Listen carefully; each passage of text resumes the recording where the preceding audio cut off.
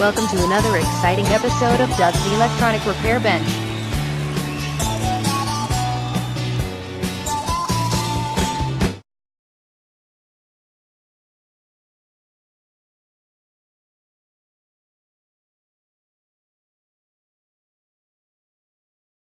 Good afternoon, YouTube. Back with you again. Right after I did the video with the bad resistors, I had what is known as an epiphany. It came to me in a flash, just like I said in the title. Sometimes you just don't understand how circuits work. Radios are pretty easy. I mean, once you understand the principle behind radios, the heterodyning, the stuff like that, once you understand all that, they're pretty easy to follow how they work. But this one somehow threw me. Everybody kept saying it's a balanced circuit. It's a balanced circuit. Okay, it's a balanced circuit. And I understood that, as long as the two sides of the tube were in balance, that would be zero. I understood that, but for the longest time, I just could not get into the fact of there is two different sides to that tube. Let's switch the screen here. See how I do this. Oh, there we go. All right, we take a look at the schematic around that tube, 12AU7. It's fairly obvious that it all looks okay. I mean, that's a fine circuit.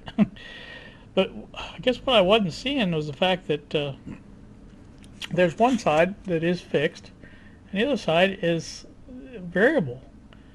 It just didn't dawn on me. I don't know why, but let's take a look at the next slide and then maybe it'll become a little bit more apparent. Alright, so on the red side, the fixed side, there you have the plates, which are at 70 volts DC on both of them. They're tied together. There's no way they can be any different. So those are balanced. Okay. The cathodes, all the way down to the bottom of the tube, is not balanced, but it has a zero adjust. As you can see down in the purple, adjusts the cathode to the same potential. And that's what that does. Is it just set to the same potential. Now on the right side, the fixed side, you have a 10 meg ohm resistor going to ground and a cap across it on the grid. Now that is fixed. There is no adjustment. There's no leeway there. It just stays the same no matter what. But on the other side, the variable side, the blue side, if you will, that is the side that runs down to the switch, the wafer switch there, and function switch and the range switch and things like that. That's where you get your input from the probe. Okay. Now it won't vary then within the parameters of the tube a great deal. They will stay the same no matter what range it's in. All that stuff should be the same. In other words, because again that side is fixed on the right side, so it can't vary any. So the only thing can vary is the left side, and the only thing can vary on that is the grid. So when it comes from the range switch or the function switch, whatever you want to call it, we'll just say it's in DC plus, it goes through resistors to drop the voltage down to the acceptable level of the tube to make it again balance. Okay, so I guess what I'm saying is I understand now how this works. The 6AL5 there, that's the only thing that does is rectifies AC. Okay, when you're measuring AC, it turns the AC into DC and again feeds it back up to that tube, to the 12AU6 or AU7. So come into the range switch and the whatever to select the proper resistance value to keep the in the range.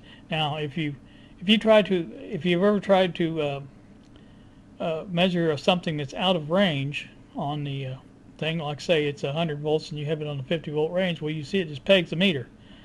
Well, that's why, because it's going to be way out of balance. It's so far out of balance it just, it can't handle it.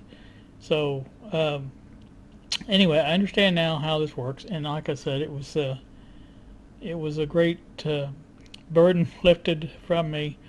Like I said, it just sometimes you just don't get it, and I didn't get it for the longest time. But now that I get it, I understand where the problem is.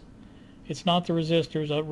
Resistors will be changed to be, what they're supposed to be, but that's not what the problem is. The problem is coming into the input side. It's very easy to see, because if I set it on a certain range, you can zero the meter. There's no problem. If I set it on another range, there is a problem. So that's where I need to look at, is find the problem. There's either a resistor out of value or something there that's not letting it zero right. So we'll get on that and get back to it. And I just wanted to upload this real quick and show you that I had figured it out, at least how it works. I mean, I'm not, going to say I've figured out what's wrong with it yet, but anyway, I did figure out how it works, and that's a big plus for me.